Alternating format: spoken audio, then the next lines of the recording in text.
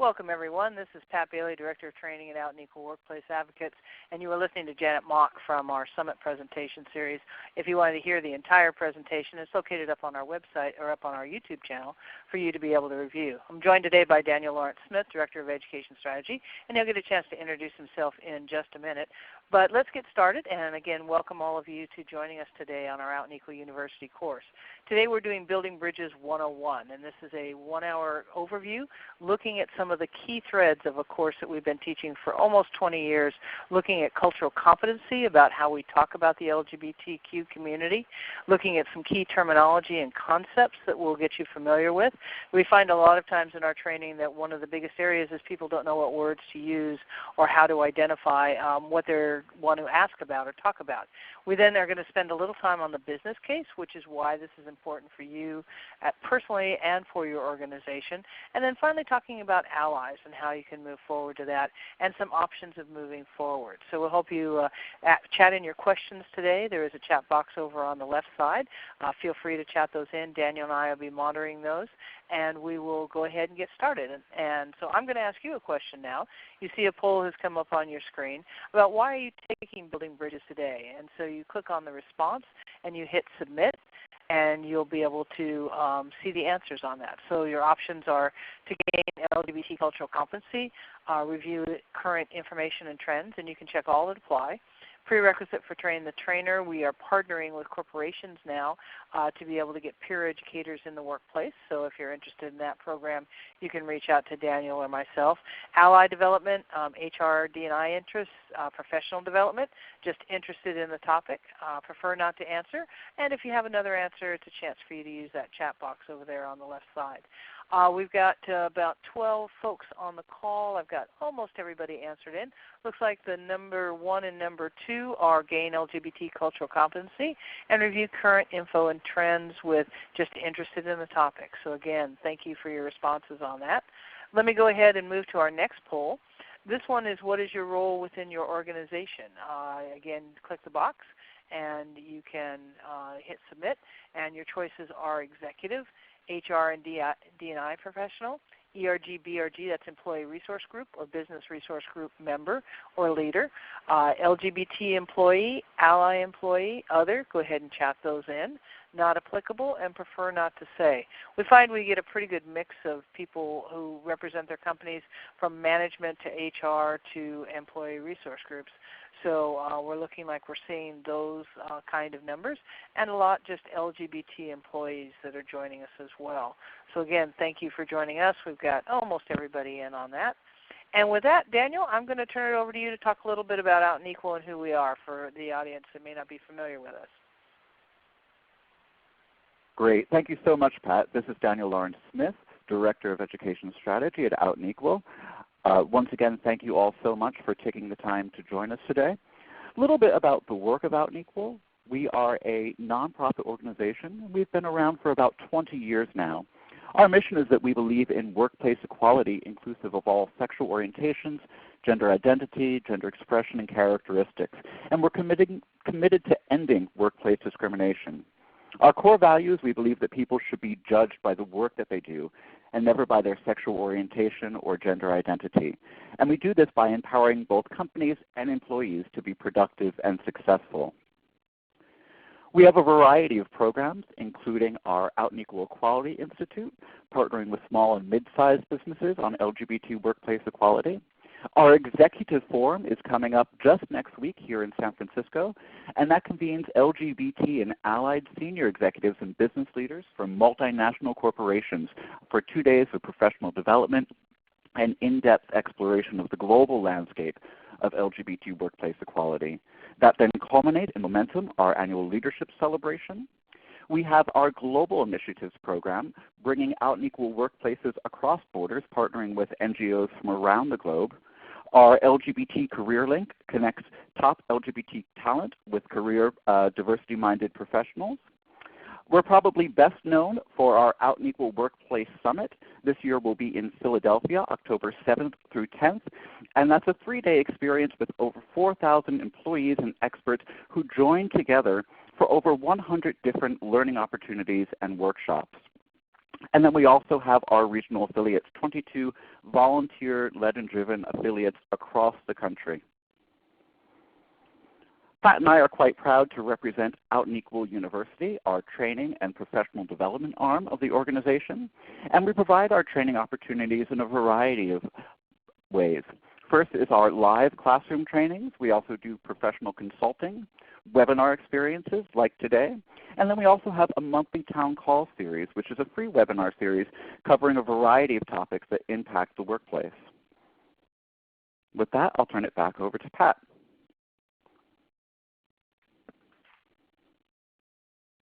Oh, actually, this is still me. I apologize about that.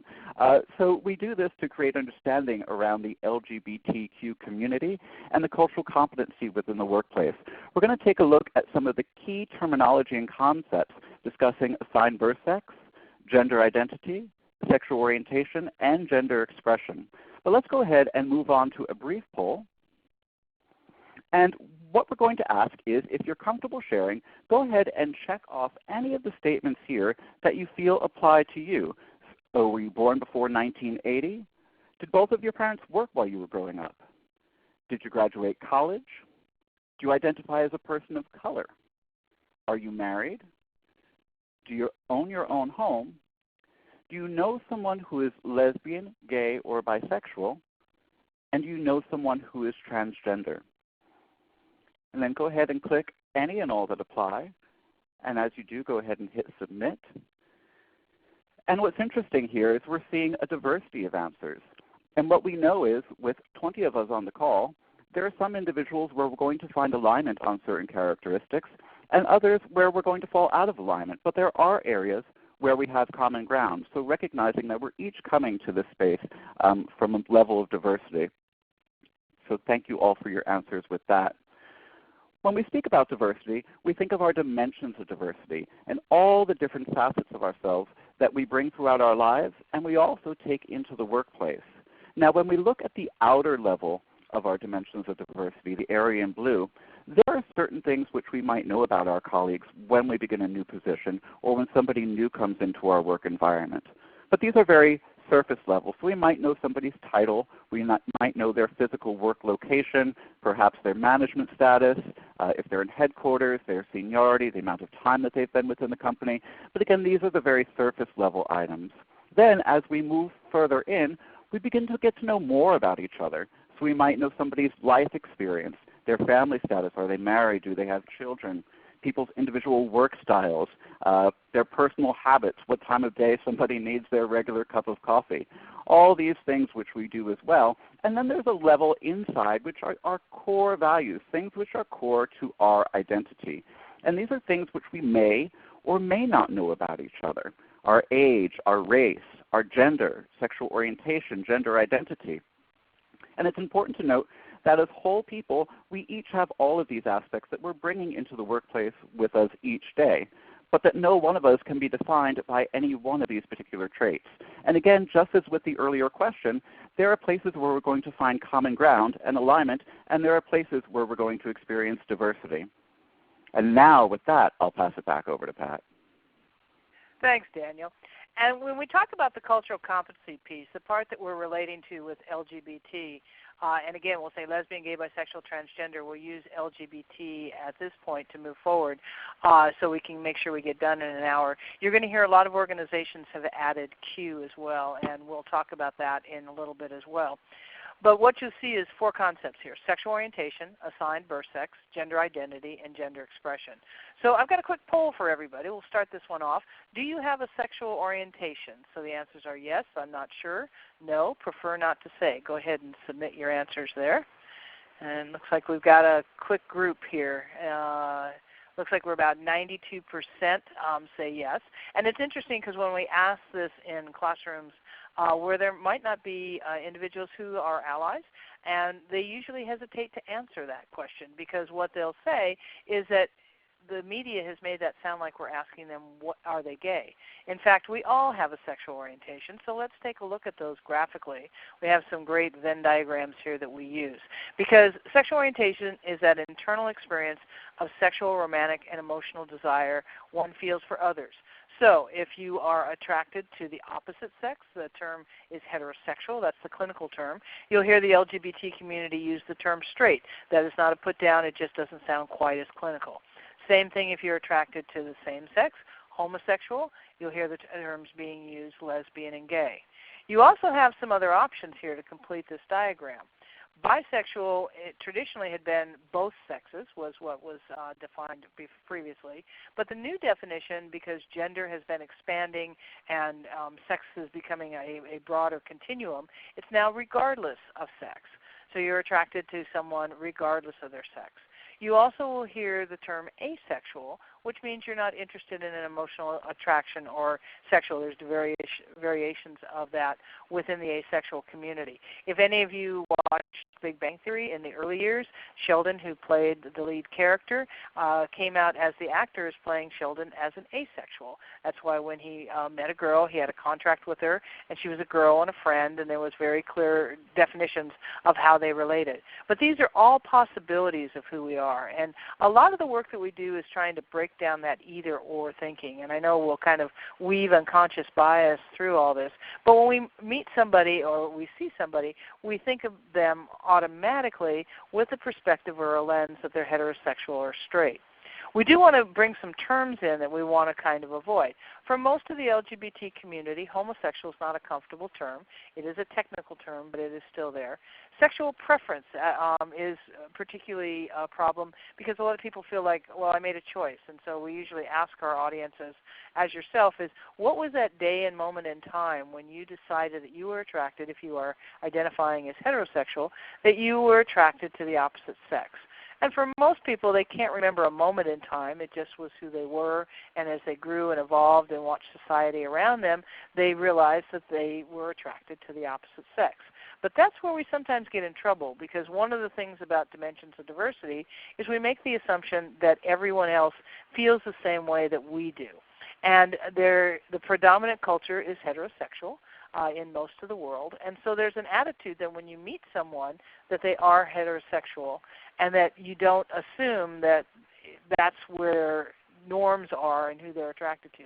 So for example, when we meet someone, we might ask them, do you have a husband or a wife?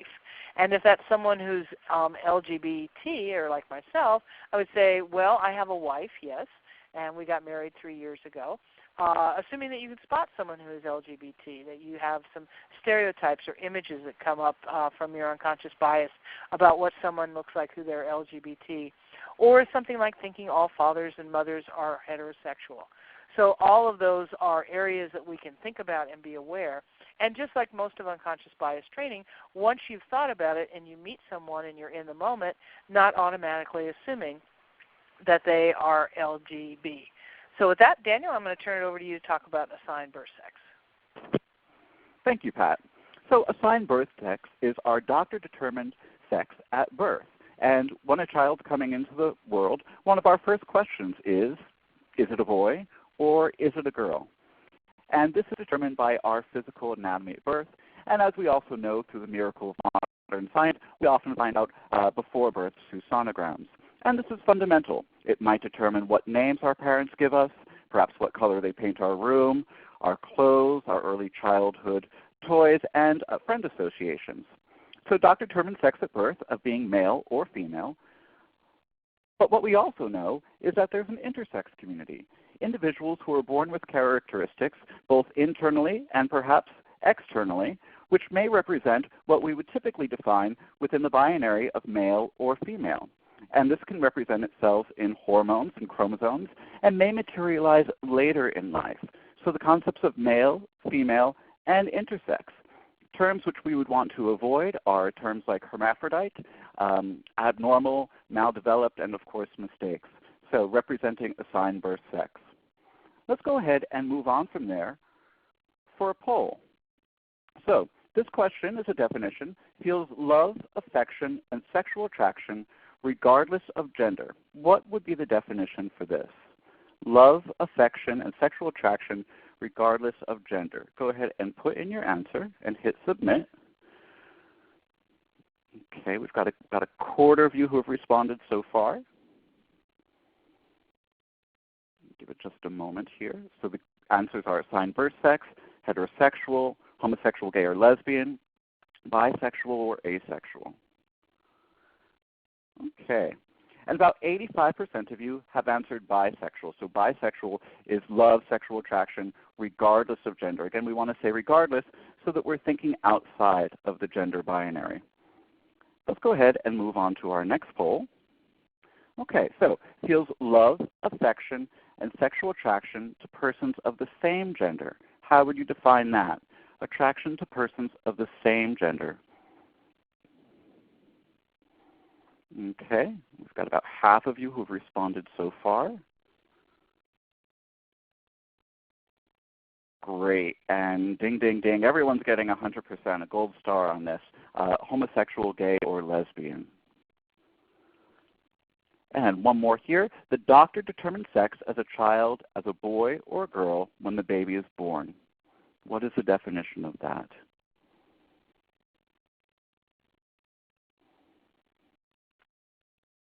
Okay, great. And this is what we just covered, so that's assigned birth sex. With that, let's go ahead and move on to gender expression. And gender expression is how we would outwardly express the societal norms of masculinity and femininity. And this can materialize in things like characteristics of how we do our hair, perhaps our mannerisms, our tone of speech, and of course our dress. And it's important to think of gender expression as a spectrum, recognizing that for most of us, we're going to fall someplace within that spectrum. So on one end of feminine expression, we might envision Princess Barbie, and on the other end, we might envision Rosie the Riveter, recognizing that for most people, you're going to fall somewhere in between. Masculine expression, you might have Prince Charming on one side and G.I. Joe on the other, again, recognizing that most of us will fall somewhere between that space.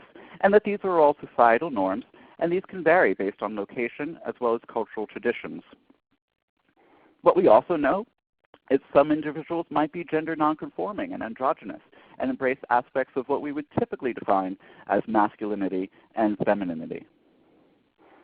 With that, I'm going to go ahead and pass it on to Pat for gender identity. Excellent. And just one other note about gender expression. It varies as you move around the world. In the United States, it has one cultural norm. I always say that, my mother, who was a traditionalist, would be appalled that I was wearing, jeans or pants to work if women even belonged in the workplace. And so it changes culturally and generationally and around the world. So it's something to be aware of when you look at someone. You can't assume what their sexual orientation or their assigned birth sex is, or as we get into gender identity, what that is.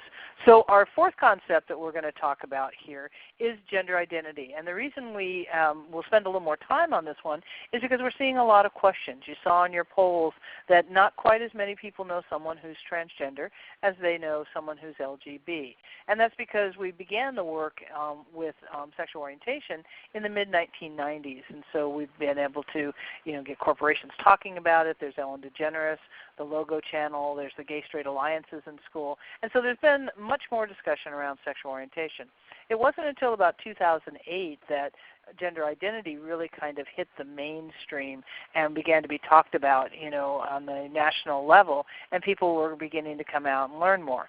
When we are working with companies, we find that probably 8 out of 10 of our calls are covering and asking about, we have someone transitioning in the workplace, we're trying to get transition guidelines, how do we do this, how do we make our recruiting work to be inclusive, to make sure that we're not introducing a bias into someone who might be transgender or LGB.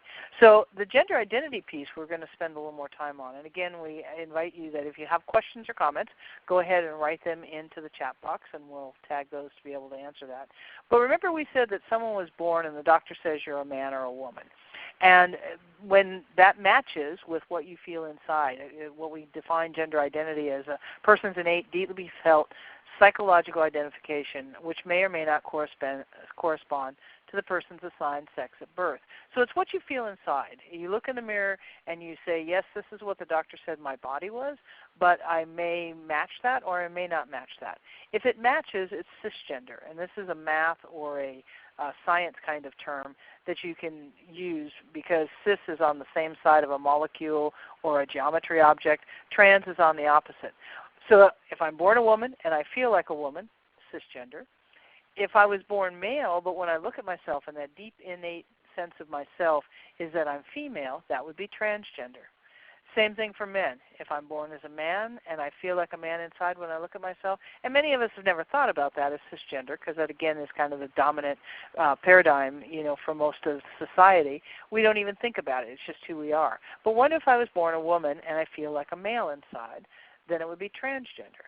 And now at this point I usually stop and have a conversation about me because if you've seen enough pictures of me or you've seen me present, my gender expression is very masculine.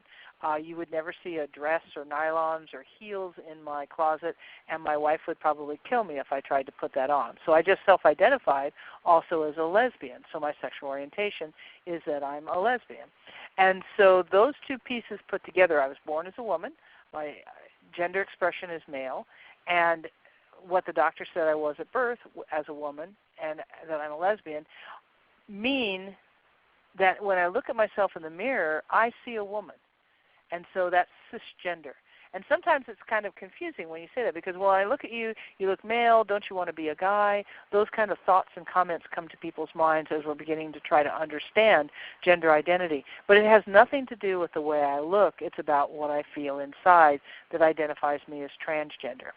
Now, as we had before with the Venn diagrams, we have a couple of other options.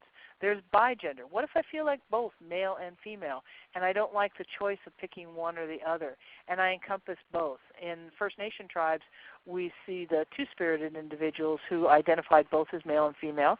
Holy people who did rituals and ceremonies was even the person that when a couple would fight, a male and female couple would fight, husband and wife, they would go to the two-spirited individual and be able to talk it through and be able to get their perspectives, almost like we see therapy happening now, but that you can embody both perspectives in yourself. We also see the term agender. We're seeing this coming up a lot through the millennial generations that say, once I say I'm a woman or once I say I'm a man, there's a list of stereotypes that come up. And I don't want to identify with either, so I'm not going to claim either. I'm not going to answer your HR forms that ask me who I am. And unfortunately for HR folks, what we end up doing is having to make a choice for them. And we do that at our risk and our peril because we don't know how the individuals feel inside. So taking that innate sense of themselves and looking specifically at transgender, there's some terms that we avoid. Sex change reassignment, probably about 5 years ago was what we said. When someone said, okay, I was born as a woman and I want to become a man, I'm going to go through a process, which is we'll talk about in a little bit from the World Professional Association of Transgender Health, WPATH, to change who I am. What the new term is that's being accepted now in the new WPATH guideline is gender affirming or gender affirmation surgeries. So they're saying where it starts is who I am inside and how I feel, and what we're changing is the body to match my gender and who I am. Gender identity disorder was another term that was originally in the Diagnostic and Statistical Manual, the Therapy and Psychological Disorders Manual, that said if you felt these things about yourself, you were mentally ill. Sexual orientation was actually in there until the 80s, and it finally got taken out, that you aren't automatically, because you feel this, mentally ill. Going through a transition is obviously a significant life event, and you, through the process, and WPATH prescribes that you do go through therapy, you talk about the changes, you learn what it's going to mean to go from man to woman and what that might impact. But that's therapy for a significant life event, just like any other life event we might experience. And so that gender identity disorder is not automatically applied. Some of the other terms you might hear is transvestite or tranny. Those are usually insulting terms and not feeling comfortable for someone to hear. Drag queen and drag king aren't necessarily applicable for someone who's transgender. That's usually someone who likes to put on the clothes, that gender expression piece of someone of the opposite sex. Doesn't necessarily, again, reflect the fact that they're transgender. Talking about someone pre-op or post-op, the medical process that you go through is a very private HIPAA kind of aspect, so you want to make sure that you are being aware of the fact that people have the right to privacy and you don't need to know that. We're curious as human beings, we know that, but it's not appropriate, especially in the workplace, to ask those kind of questions. You might hear the term transgenders and transgendered. It's just parts of speech that we don't use that don't sound right. So if I said you'd been heterosexualized or heterosexualed, you probably wouldn't feel comfortable with that in a sentence. And the last one is preferred pronouns. And we said this much like we said with sexual preference. It's not a comfortable term because it sounds like I just made up my mind and today I'll have this one, tomorrow I'll have the other one, which might be true for someone who's bigender. But we just ask people now, what are your pronouns? And it's an important piece so we don't do the preferred. We want to know that so that if we're referring to someone, we had a coworker not too long ago who identified as transgender and was not going to go through any medical process but just felt more comfortable using male pronouns.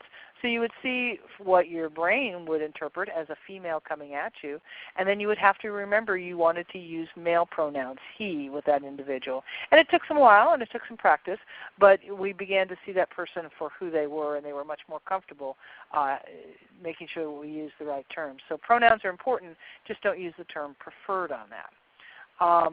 Some of the other things that we want to talk about in terms of gender identity, it's an umbrella term, transgender, and a lot of people will fall under that umbrella as we kind of mentioned in the terms. But what the requirement is your own self-awareness. I feel inside myself that I don't match what the doctor said about me and who I was. Again, I mentioned WPATH as a way to change gender identity, but it's not just a medical path that you go down to do this.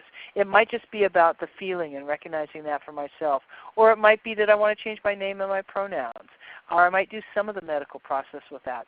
You can be considered transgender by law in the United States basically by identifying as transgender how you feel inside without having to do any medical process. You can pursue that medical path, that gender-affirming surgery that we talked about. It's very expensive. Some people medically and physically can't go through that. So again, that's why it's not important where you are in that medical path or what you can or can't do in that process, but it's important. And we have some great guidelines that we use that are able to walk you through that path and ask those kind of questions for someone who is transgender. Now it's interesting, we have fairly clear guidelines for someone who's going to go to male to female, female to male. They go through this process. We educate the employees. We understand what's going on. The person comes back to work after whatever medical path they've pursued, and we move on, and we don't out people with who they are as we're talking to them in the workplace. But what gets interesting is that we have to make sure that we might have those bigender or gender fluid individuals in the workplace and coming up with policies and procedures about how do we talk to them, and today my pronoun is she, tomorrow he. We're still working on what the best practices are for that. We do see that some of the issues that transgender employees face is that it's inconsistent in terms of the legal protections. Some states have protections here in the United States. Some countries protect, some do not. Employment discrimination is a big piece of that. We'll have some numbers later on that will show you the kind of discrimination just in comments, losing a job, having to quit your job, start a new one if you transition. But there's a lot of attention now on transgender. And another big issue that will come up is bathroom use.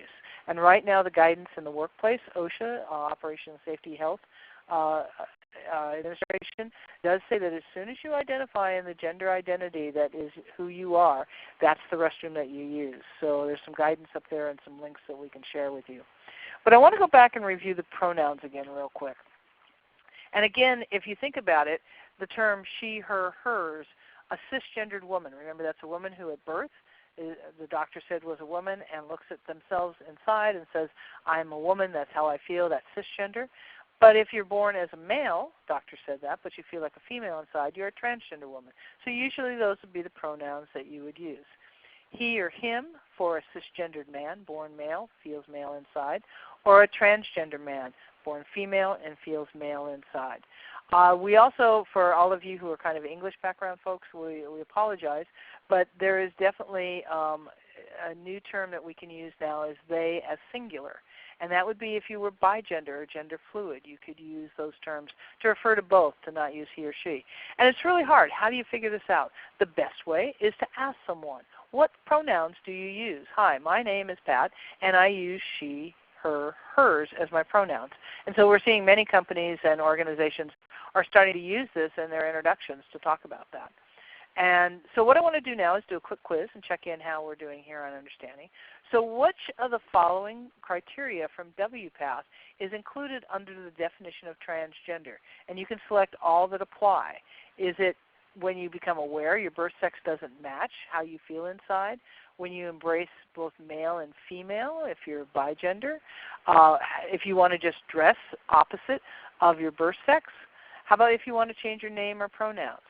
And then if you want to start taking hormones or have gender affirmation surgery. So you can select all of those that apply that are covered under WPATH that fall under that umbrella of identifying as transgender. And again, we're seeing a lot of variation in that. Looks like we've got about 100% on the awareness that the birth sex doesn't match, and that's definitely true. And we'll give everybody just a minute or two here to make their final decisions and put those in. But actually, all of those are covered under WPATH.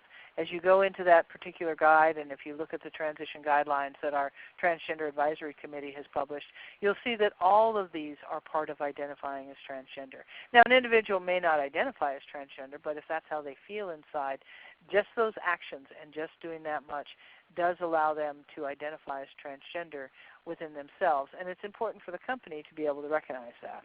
I also want to talk about cissexism. We talked about heterosexism, but again, it's an attitude or bias that when we meet somebody, we assume that what we see is what we get, that if you look male, that you're male and that your gender identity and your birth sex match.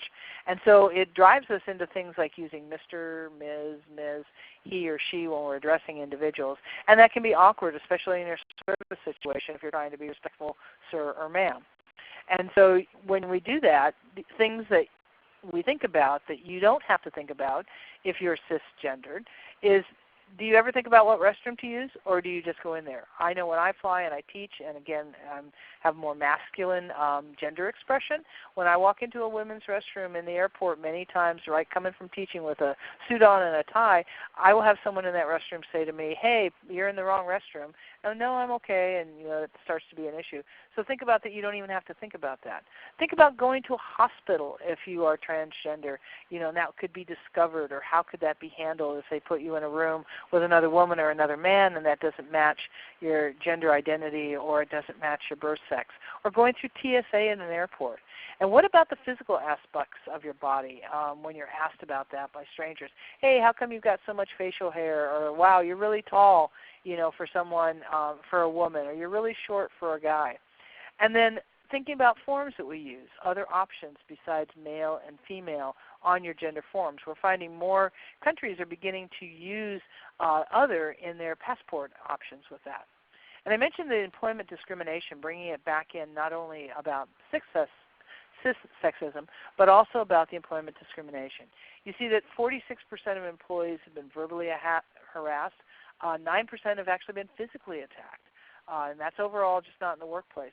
But there's a 15% higher unemployment rate for someone who's transgender than the general population. And if you're a transgender person of color, it's even higher. In the report from the Transgender Survey, 30% have been fired or denied a promotion due to their gender identity expression, and 33% have been verbally harassed or refused medical treatment, while 23% didn't even bother to try to seek medical treatment. So you know that if you don't seek medical treatment and you're not taking care of yourself, that impacts not only yourself but also your ability to work and how well you do.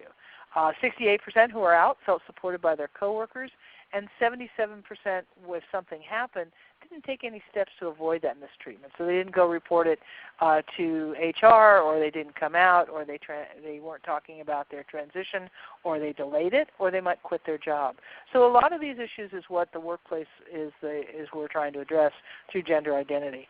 So Daniel, why don't I pass it over to you to talk a little bit more about phobias. Thank you so much, Pat. And we went in earlier about heterosexism and cissexism, which could be a bias or preference for people who are heterosexual or people who are cisgender. And when we say phobia, what we're really talking about is an innate fear or hatred, homophobia, transphobia, and biphobia. And these can manifest as both macro and microaggressions. Beginning on the more subtle side, a phobia could manifest as a derogatory joke or comment within the workplace, perhaps denying somebody a raise or promotion based on their sexual orientation or gender identity. As we begin to escalate that, this can also manifest in acts of hatred and violence. So different ways which our phobias can manifest, both subtle and overt. From there, we have a poll for you. And our question is, what is the sexual orientation of someone who is transgender? Heterosexual straight, homosexual gay lesbian, bisexual, asexual, any of the above, or none of the above? And go ahead and put in your answer. Okay, we've got about half of you who have responded. Great, and the answer is in fact any of the above. We want to make sure that we're creating the difference between sexual orientation, who we're attracted to physically, emotionally, and romantically, and gender identity, our internal sense of being male or female. From that, we're going to move on and talk about business case and how LGBT issues impact the workplace. When we look at who LGBT people are across the United States, we know that there's an estimated 4.1% or 10 million of U.S. adults who identify as being LGBT, and about 0.6 of that, 1.4 million, identifying as transgender. Now what we actually know is that those numbers are significantly higher because not all people are out of the closet with their sexual orientation and gender identity. And what we do see as we look at younger generations, millennials, 7.3%, identify as being out as lesbian, gay, bisexual, or transgender. So part of that is social acceptance within the younger generations. We also know that LGBT people and workers are everywhere. So the intersectionality, living in 93% of U.S. counties, 37% having children, and about 33% identify as people of color. Now, when we think about employment discrimination in the United States, most people are surprised to find out that we don't have any federal protection based on employment in the United States. There are still 28 states where you can be fired simply because of your sexual orientation, and 30 where you can be fired based on your gender identity. There are also 3 states, the ones with asterisks, where there's preventative legislation in place saying that you cannot enact these protections for LGBT workers.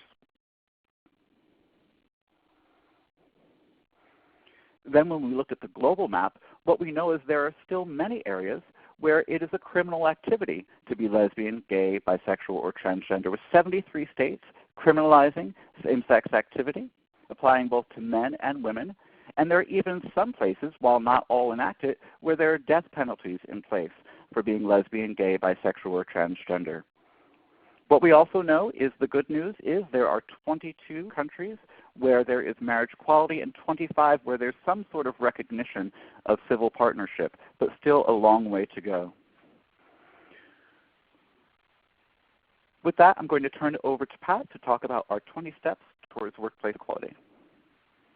Thanks, Daniel. And the challenge for companies with this kind of patchwork of laws all over the U.S. and the world is that, let's say I'm working here in California and I want to get a job in Texas, and my manager wants to promote me. And so I go and I check it out and I find, wow, they don't have protections for LGBT employees. My company will, and that's okay, but my partner might be a teacher and might have to teach in a small school district where if they found out she was a lesbian, she could be fired. So if I'm not out to my boss, I might go back in on Monday and say, boss, I'm going to turn that great job down. I'm probably not going to be considered for any future promotions or other good work that happens. If I can go in and tell my boss, hey, there's some issues in Texas and this is why, because of my sexual orientation, but if I worked in Dallas or Austin or Houston, that might work, so I might be able to discuss that so my boss will understand that. So just think about that in terms of moving and your family needing to work. Same thing globally. Imagine that I went to Saudi Arabia as a military veteran and retiree. I did that. As a woman was difficult enough, and I can't even imagine going as being out LGBT because the death penalty is still in place.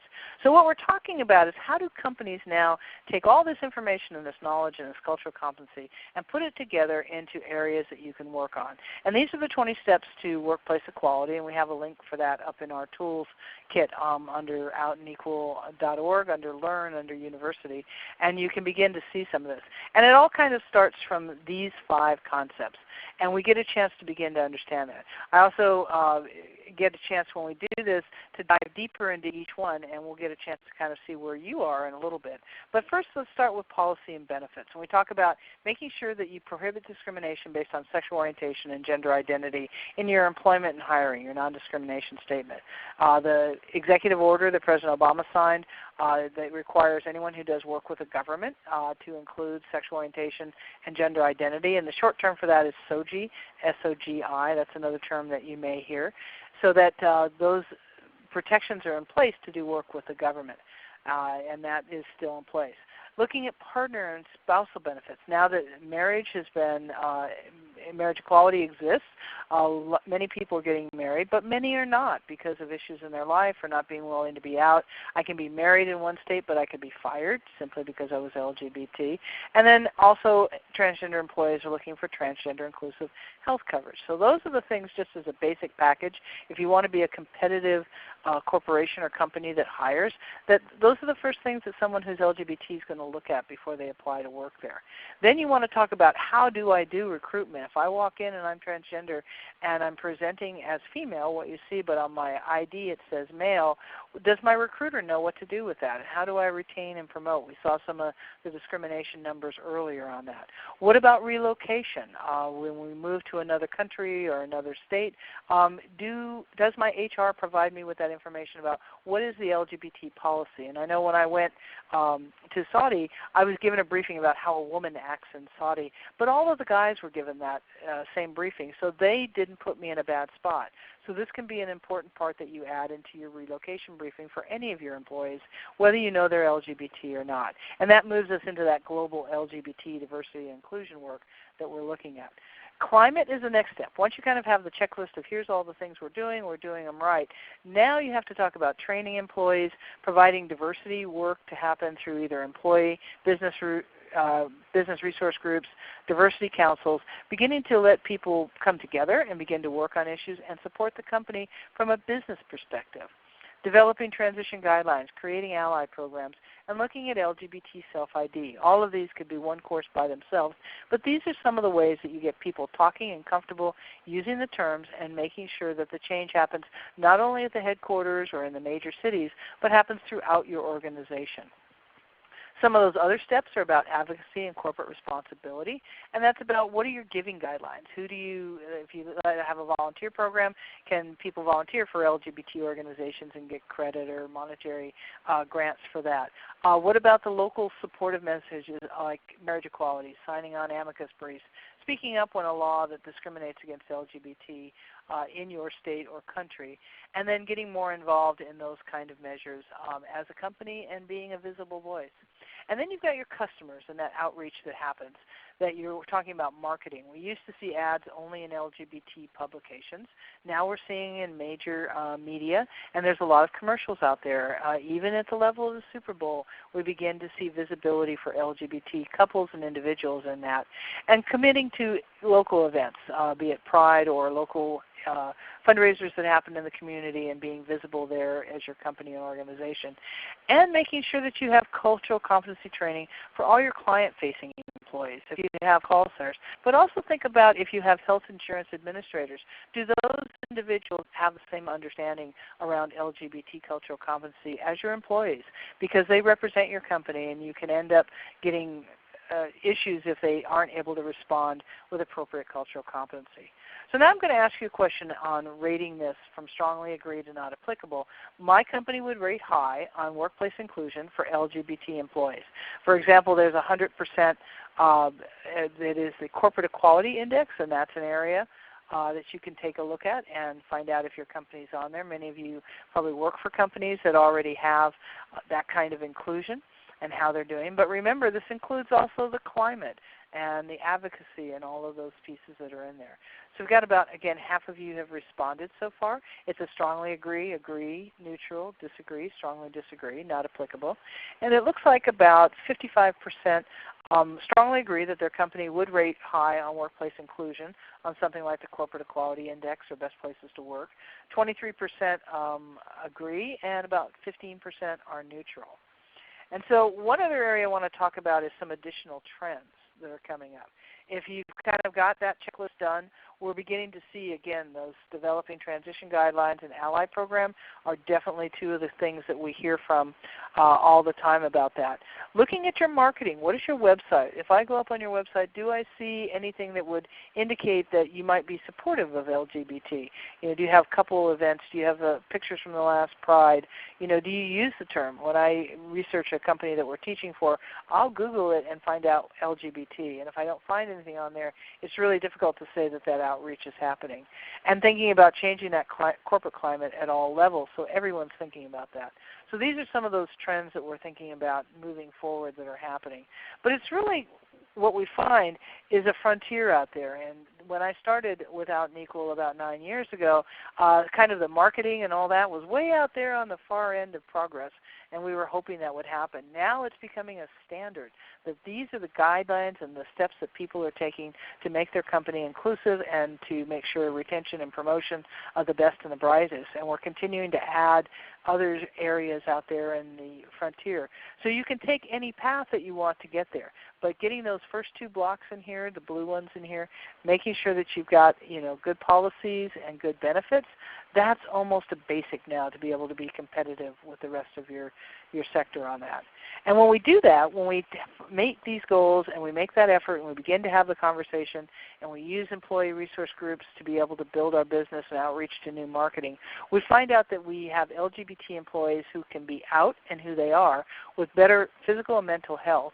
They're 20 to 30% more productive than if you're in the closet and have to hide who you are. When I was in the military, I could not be out as LGBT, and it really impacted my performance when people invited me to go do things or to go out because I could never take my partner with me. And you also see that the loyalty to the employer and satisfied with promotion rates much higher for out workers. So that's what happens. You shouldn't have to take the time to discuss these issues in the workplace because everybody understands them, and then they move forward with that. So Daniel, let me turn it over to you to talk a little bit more about allies. Thank you, Pat. And allies are important. How do we support each other, our LGBT colleagues, and really send that broader message that everyone should feel comfortable bringing their authentic selves to the workplace? And when we use the term ally, we define this as allies believe that all people, regardless of their sexual orientation, gender identity, or expression, should be treated equally with dignity and respect. It's also important to note that allies shouldn't be expected to have all the answers to LGBT issues, but maintain a commitment to learning and to educating others within the workplace.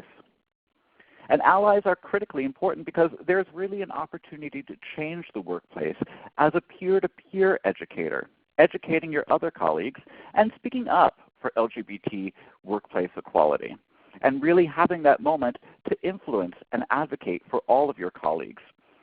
And there are different ways that we go about this. The first is being aware, recognizing that people might have a different sexual orientation or gender identity than what you're accustomed to or what you might initially perceive. The second is being an ally, and an ally by definition is being a friend, but it's also not only being a friend as a noun, but it's a verb. It's taking action. It's being an advocate. It's speaking up. It's getting involved with your employee resource group and really championing equality within the workplace. With that, we have a poll, and we're asking, where would you rate yourself on the ally continuum between ally, awareness, and advocate? So you're starting to become aware of LGBT issues. Perhaps you're very aware of LGBT issues. You're beginning to feel like an ally, speaking up about LGBT issues, realizing that you need to be an advocate and take more of a stand. You're a strong advocate already in the workplace, or perhaps you're not sure. And when we say ally, this doesn't only apply to heterosexual individuals, because as lesbian, gay, bisexual, and transgender individuals, we're all allies for each other. So again, that broader message that we each can be our authentic selves within the workplace. Great. We've got most of you in. I see a lot of strong advocates there, so that's fantastic, more than half of you. Some of you are very aware, and some of you are just beginning your journey, so we thank you for taking that step. And part of that is an ongoing commitment to learning and education. But there are different ways that we go about changing, and I'll let Pat speak to that. Thanks, Daniel. And it's interesting because it is a process. There's some days that I would identify myself as a strong advocate. I teach. We talk to companies and organizations. There's other days where it's just like somebody calls me sir in the marketplace because of how I look, and I just don't want to do any more education with them if they don't recognize that or change that. And I'm okay with that, and that's part of who we are. So you're never going to be that super ally at all times, but it does start with that personal awareness. And how do we make those changes? Where do you go based on where you are in the continuum? And it does talk about, from the education point of view, is learning more. If there's something that we've talked about today, you say, wow, I'm not sure how that works, or that wasn't clear, and it was a really quick course, we go in depth. We have a 201 course that we'll teach next month that will go in more depth with this, or just writing somebody and saying, hey, I got a question, I didn't understand this. And again, feel free to drop in your questions for the Q&A session. But it's just about, what do I realize? Can I get, if I identify as heterosexual, can I sit there and begin to look past that and be in the moment with someone and not assume right away that they're heterosexual? Can I, with someone, since I'm cisgender, can I think about, well, maybe the people I meet are not all cisgender. They may be transgender, and I may not realize that. And what about pronouns? I know for myself, I had a friend who transitioned from male to female, and that was great because I said, wow, you're going to understand what it's like to be a woman and such awareness and feminism. This was kind of in the 70s and 80s when that was the big part of that. And then I had another friend of mine who was a woman who was transitioning to a man. And I had a hard time with that. I go, well, you're leaving the sisterhood. How can you be doing that? And I realized I had to look at my own issues and questions about that and had to stop and say, that's about me, not about the individual. I love and care for them, and we're going to continue to be friends. So that's kind of the personal work of saying, if we're something that you see, if you see two women kissing, if you see two men kissing, if that comes up from your unconscious bias, just take note of that. That's all you have to do. You don't have to do much more than that, but just say, that's interesting. Where did that come from, and how do I feel about that? Because it's much more important about what you do. Then you begin to do that interpersonal, because it's begin talking to people. Look at your circle of friends. Just as we ask about racism, do you have people of color? If we talk about sexism, do you have women in your circle of friends if you're a man? Do you have LGBT employees and friends around you? And we're finding we get a lot of traction on this in terms of talking about, from an institutional point of view, is if you have a team that is diverse, and that diversity includes generations and genders and sexual orientation and gender identity, race, all of those areas, those are always for middle managers, as if that's a value of the company, to be rated on in their performance scales. So it's something to think about, how do you move that to institutional. And what you find is that then begins to change the culture. What we're finding is that with gay-straight alliances in the school, a lot of times youth are coming home from school and educating their parents because the culture is changing. We're seeing much more openness about that. But it is a process, not an event, and we're continually learning. We find when we teach this course to people who are LGBT that we want to make sure that they're up on the most current information. And many times when they finish the course, we go, wow, we didn't know that was kind of what was happening legally or in the concepts, or I learned more about bigender that I didn't learn. And so it's all part of that aspect. But when you come out as an ally, you come out just like someone who's LGBT.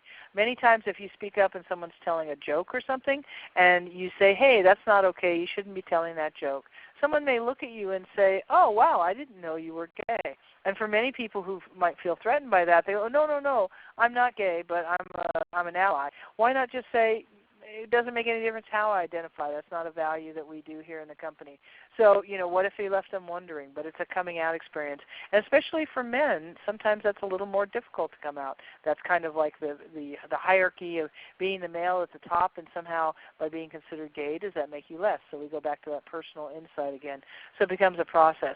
So feel strong about coming out and know that there'll be other allies that can support you. And there's times you can do that, and there's times you can't do that. So some of the actions that we see that you can take during this, correct stereotypes. When someone says, gay guys can only be X, and lesbians are always this. Anytime you hear any, all, always, those are the stereotypes you want to change. And change your own sense on that. What's the visual images and contributions of LGBT employees. Learn a little bit about history. October is National Coming Out Month. June is Pride Month. So there's lots of opportunities to learn about the LGBT community and hold up their work not only on a national level but within your company if you have employees who are doing great work.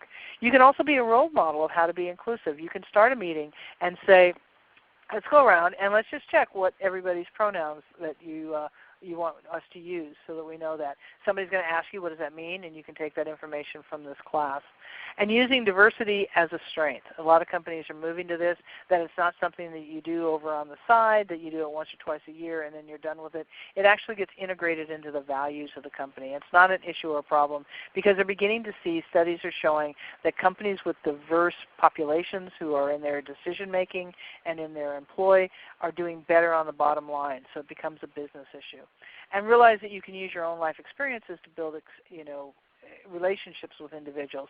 Share the fact that we both ride motorcycles, not the fact that all lesbians ride motorcycles, so I must have one, but that we enjoy motorcycle riding and we can talk about that. Always using I statements and begin to create networks and educational opportunities. So now I'm going to have one more quiz, and this one really talks to you and where you are. We started in the beginning asking why you wanted to take the course. Now we want to ask about what, looking at this list, what would be 2 areas that you would want to work on that you would have your company or yourself work on. So just beginning the discussion, are you just starting to talk about this in the workplace? Are you needing to do some work on establishing policy and benefits? Work on changing the climate in the workplace? What about your local community involvement? Do you want to get more involved in that? So go ahead and select all the answers that apply there. Are you ready to start and create an employee resource group or a business resource group or diversity council? Are you looking at ally programs? How about adding marketing? Or extend your global policies, or add in self-ID. And if there's other things we missed on that list, go ahead and chat that in. We have a lot of great resources that are already up on the website under our town call and our virtual summit and our global summit that you can listen to. They're podcasts, which is what this course will turn into and will be available. This one's a fee-for-service, but a lot of those other ones are free. And so if you're trying to find something specifically, you can drop Daniel and I an email and kind of get some of that information. So it looks like a little over half, and it looks like working on changing workplace climate. I know a lot of times we say we have the checklist complete, and we've done those first 2 steps of the 20 steps of policy and benefits and employee hire, and we know we have LGBT employees, but we change the climate because it may not be true if you have multiple shifts or if you're in manufacturing sectors. It looks like a tie between local community involvement and ally programs. So with that, Daniel, why don't we talk a little bit about how you can kind of use us as a partner in this process? Thank you, Pat. And so for many of you, you're looking at your different policies and different focus areas, and you might just be starting out, taking a moment to analyze where your company is and how you can help move diversity and inclusion forward. So number 1 is just LGBT cultural competencies. So taking this course was a great first step. How do you integrate the business case so it makes good dollars and cents to create a diverse and inclusive workplace? Developing trainers within your company so you can continue to share these message points.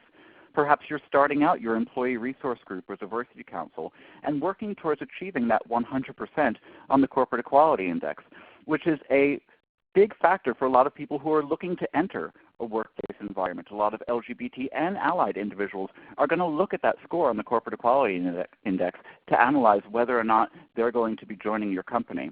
A good place would be to attend the Out and Equal Workplace Summit and work on creating a customized consulting plan with Pat and myself. How do you achieve excellence? We begin first by changing the climate, making sure that you're being very vocal and putting forward visible factors to say that this is an LGBT inclusive environment. Developing your ally program so that you have allies both within the organization as well as within your employee resource group.